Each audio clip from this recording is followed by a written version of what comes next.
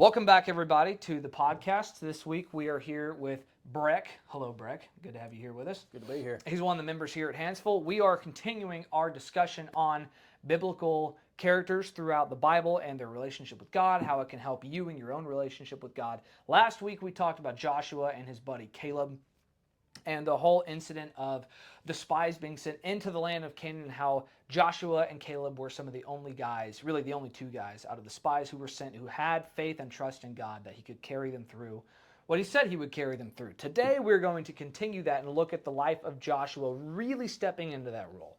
Last week we looked at how Joshua really tries to stand up for what he believes in from a secondary position. At this point, we're going to look at the whole book of Joshua today in a very kind of brief format, and we see Joshua really step into the role of the main leader of Israel now, is basically becoming Moses' replacement in a way to lead the people into the promised land. So where we pick up with Joshua at this point is that Moses has finally delivered God his final wishes, and in Deuteronomy, what we would call the second telling of the law, right?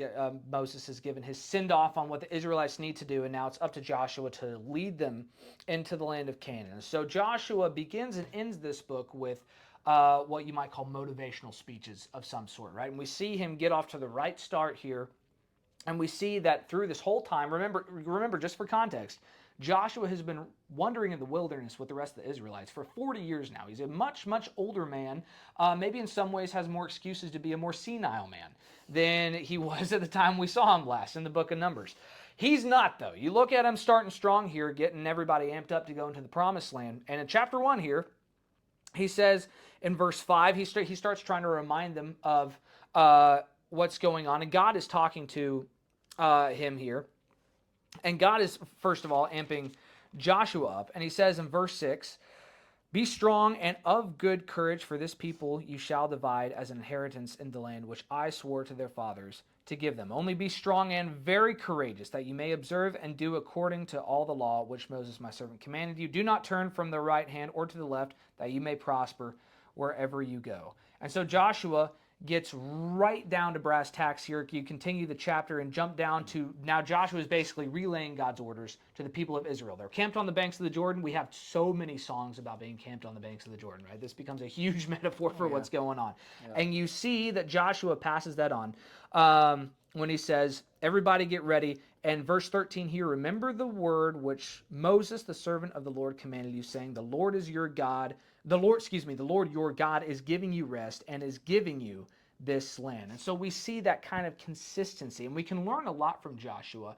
Well, maybe it's just even worth asking this just for our own reflections. How much patience do you think it would have had to have taken on Joshua's part to be able to hold that kind of conviction from point A to point B here? I mean, for 40 years, he could have been thinking, we could have already been there. Yeah.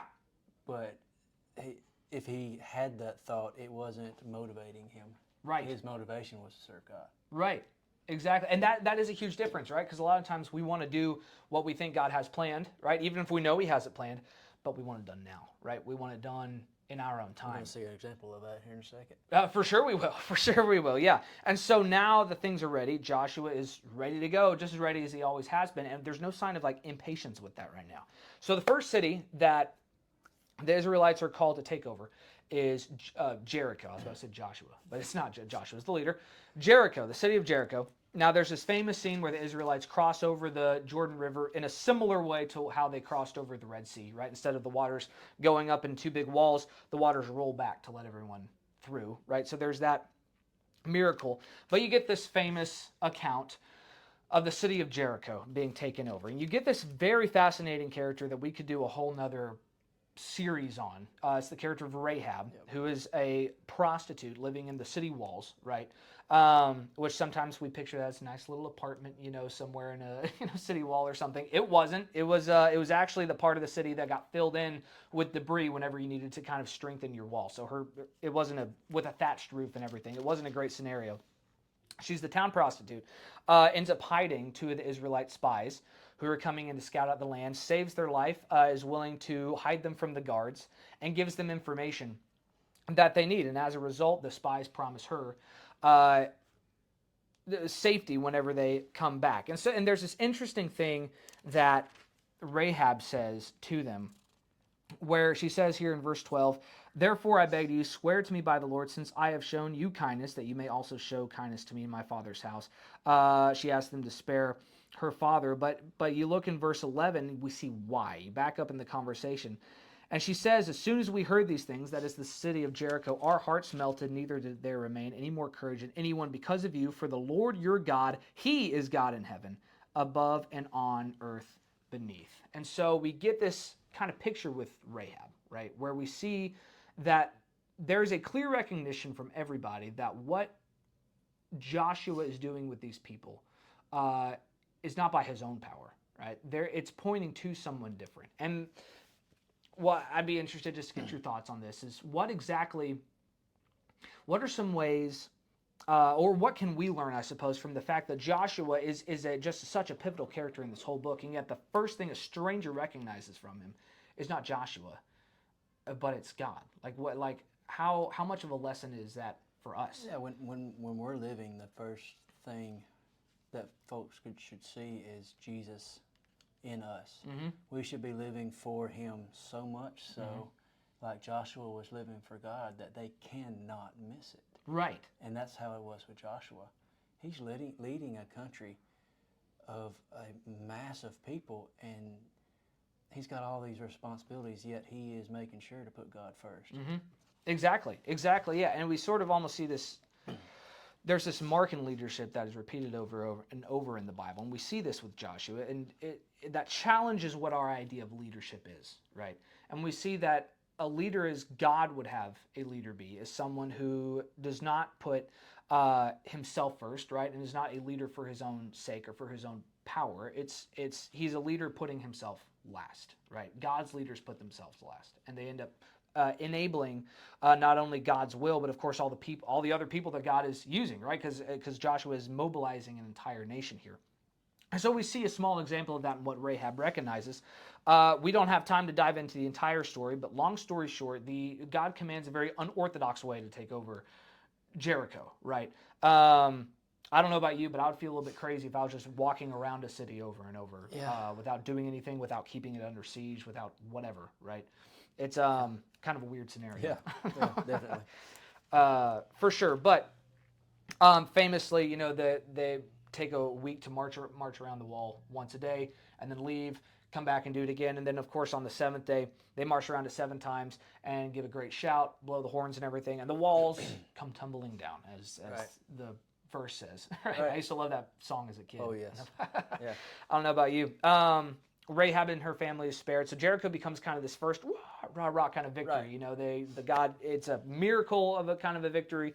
But there's something specific that happens, and God specifically commands the Israelites, don't take the people's stuff, don't take their idols, don't take their treasures. This isn't that kind of conquest, right? This is destroy it all. Yes, destroy it all, right? To God, this is a purge of what's going on. And yet, we get this guy named Achan who doesn't. And there's kind of a specific way that Joshua handles that. First of all, I'm not excusing the guy, but it feels almost like it makes sense, and perhaps maybe even we don't take our own attitudes into account when sometimes it's when you're on top of the mountain, right? It's when you are, the conqueror, the victor, that can be easy to sometimes let yourself forget who got you there and what is required of you, right? You know what I mean? Yep. So just keep moving forward. For sure. We've won. He wants this conquested land. Next one up. Right. Next one up. And we're not showed with AI that whether they consulted the Lord or not. Should we go up or should we not? But we know that if they had consulted, he would have told them, hey, I'm not with you. Right. Someone in the camp has committed sin, and we need to purge this first. Right. And they go up, assumingly to AI, and they're beat back. Right. Exactly. So suddenly we get this huge, well, what's going on? Because, next city, they're like, all right, we got Jericho. God's with us. Let's go. This next city, Ai beats him back. And, of course, we find out it's because this guy Achan took some of the stuff out of Jericho. And I like your point about how, we're not told that they consulted God about this at all, right? Yeah. And how, maybe it's probably a good idea to go ahead and keep checking with God with the next steps, right? And yet they didn't. That comes back to bite them. And of course, once they take care of the Achan situation, they come back around. There's this whole, if you're into military history at all, AI is kind of an interesting story about strategic maneuvers and stuff, because it describes in detail this, the strategy that Joshua used to lure them away from the city. Very kind of art of war sort of stuff going on there. We don't have time to dive into that, but it is clever, and it's definitely different. Very interesting, yeah. There's some real militaristic kind of moves going on. But AI becomes kind of an important lesson, and it becomes an important lesson for Joshua as a leader, one that we still, and obviously this whole thing is about Joshua, right? And what we're talking about is Joshua. We see every time that Joshua is locked in, not only with what God wants, but where God stands currently, right? He's in good communication with him, things go well, right? That happened with Jericho. Well. Yeah. We'll see in chapter 10 that happens when he's fighting again, and he asks God to make the sun and moon stand still, and they do. Yeah. Which is crazy. That's a whole crazy story of its own. But every time he just lets slip his communication with God, not even looking to do something wrong, right? Yeah. Things kind of go awry, right? It even says in verse 14 of chapter 10, and there has been no day like that before it or after it, that the Lord heeded the voice of a man, for the Lord fought for Israel. Right. It shows you the relationship that Joshua had with God. Oh, to yeah. be able to say, hey, let's hold the light so that we can really finish these guys off. Yeah.